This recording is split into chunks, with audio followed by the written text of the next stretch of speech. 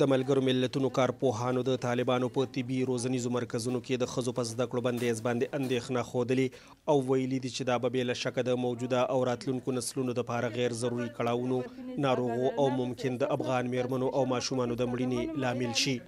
د روغتیا د چارو پوهان وایي دا تربیه شوي جنکۍ د ښځینه مریضانو په علاج کې ډیر مهم کردار لوبوي. دی وایي که د طالبانو لخوا لګولی شوی بندیز دوام کوي نو افغان ټولنه به د لوی ځاني زیان سره مخ شي. که دغه قابلګان چې حداقل د مور او د ماشوم دغه دوره چې د یو ښځه امیدواره وي هغوی مراقبت کوي، وزن نیسي، فشار یې ګوري او د دوی صحي وضع وینه د شیان معاینه کوي، د دوی مراقبت کوي. که دغه اسانتیاوې نه وي نو د خطرات په ټولنه کې ډېره زیاته ده. تر ټولو نه ډېر په ټولنه کې د میندې او ماشومان دي چې د صحي خطراتو سره په مخ کېږي.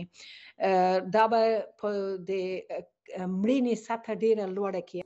د طالبانو د روغتیا وزارت تیره اونۍ په افغانستان کې د طبي روزنیزو مرکزونو مشرانو ته په هغو ادارو کې د ښځو په زده کړو د نوي بندیز په اړه خبر ورکړی چې د نرسنګ، میډوایفري یا قابلګۍ، د میډیکل لیبارټرو د ساينس او د غاښونو د علاج په برخه کې درسونه ورکوي. وایس اپ امریکا د ځای رسنو د ریپورت په اساس لیکلي چې افغانستان کې د 10 زرو نه سیوا جنکۍ او میرمنې په دې ادارو کې داخل دي. د دې مرکزونو ځینې ښځینه زده کوونکي وایي چې د طالبانو وروستي بندیز له امله یې ټولې هیلې ماتې شوي دي او ذهني صحت یې متاثره شوی دی. کله چې مکتب نه فارغه شوم د ټولنې د ستونزو په لیدو سره دا چې په ټولنه کې د مور او ماشوم مړینه مخ په زیاتېدو ده، ما غوښتل چې زه دې فیلډ ته راشم او په دې برخه کې خپل زده کړې وکړم او د خپل هیواد او د میرمنو لپاره د خدمت جوګه شم. اوس چې په زده کړو بندیز لګېدلی دی، زه نشم کولی خپل دې هیلې ته ورسېږم او خپل د هیوادوالو لپاره خدمت وکړم. دا کار یوازې د نجونو پر زیان نه بلکې د هیواد د راتلونکي په زیان هم دی. په اعلامیه کې دا هم لیکل شوي چې په افغانستان کې یوازې ښځینه ډاکټرانو ته اجازه شته چې جنکو او ښځو ته طبي پاملرنه وکړي. کارپوهان وایي دا تربیه شوي جنکۍ او میرمنې د ټولنې د خدمت کولو ترڅنګ د کورونو دپاره معاش هم ګټي، کم چې اوس له بندېدو د ګواښ سره مخ دی.